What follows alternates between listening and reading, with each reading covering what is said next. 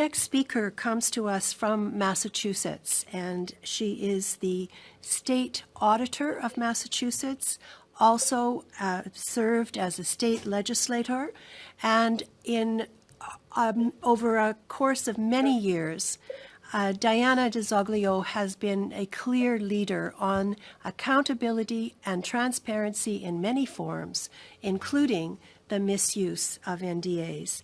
I'm truly grateful on a personal basis, Diana, that you and your team facilitated your being with us today, and I'd like to turn the floor over to you at this point. Thank you. Great. Thank you so much, Senator McPhedran, and to Julie and Stacy and everybody for the gracious invitation to join you today. It is my humble honor. My name is Diana DiZoglio. I am the State Auditor for the Commonwealth of Massachusetts in the United States. And it is great to be among so many advocates today. I am going to simply share my personal story in the hope that it can uplift this very important issue regarding the misuse of non-disclosure agreements. I was born to a 17-year-old single mother. I was raised housing insecure. I ended up moving around quite a bit during my childhood, depending on where my mother could find work. I ended up graduating from public school and going off to community college, which was an associate's degree I was able to afford thanks to our state's investments in families like mine. I then got a scholarship to attend Wellesley College and become the first in my family to graduate.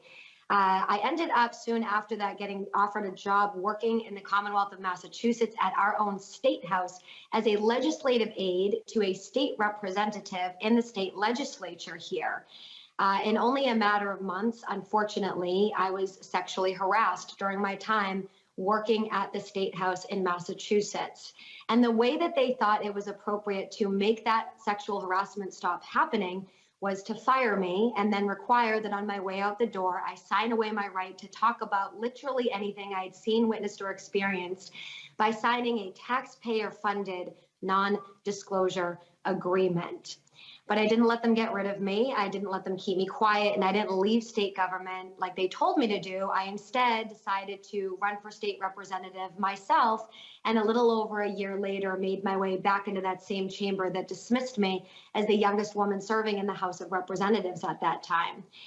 Subsequently, I ended up running for state Senate, where I served as the youngest woman serving in the Senate, and I am currently now the youngest constitutional statewide officer in the Commonwealth of Massachusetts. And through the last several years, during my 10 years serving in the state legislature and my under a year serving as our Commonwealth's new state auditor, I have been alongside of advocates just like you, fighting to protect potential victims of harassment, discrimination, and abuse of any kind from these required non-disclosure agreements, whether it be by state entities, government entities, or by the private sector. As a state legislator, I worked hard to ban their use in state government and to ban their abuse in the private sector for these types of instances. And now as state auditor, I'm working hard to uncover how much in our tax dollars in the state of Massachusetts has been used to silence public employees about harassment, discrimination, and abuse that might be occurring.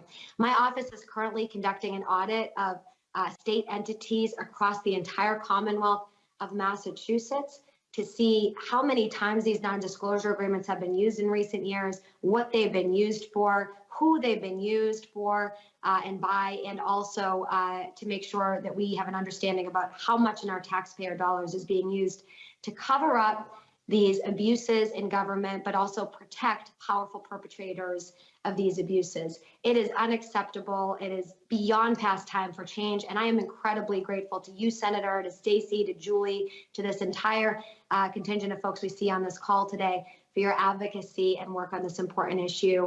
And I look forward to working alongside of you in the years and months to come. Thank you so much.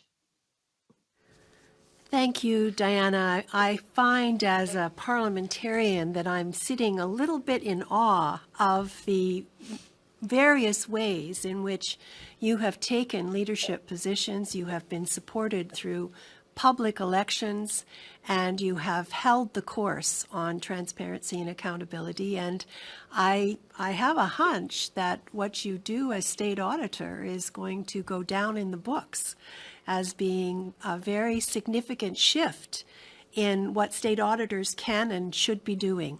So it's with very deep appreciation that I express my thanks for your taking the time to be with us today. And I hope you can stay on for the question and discussions part, because I'm sure there will be many.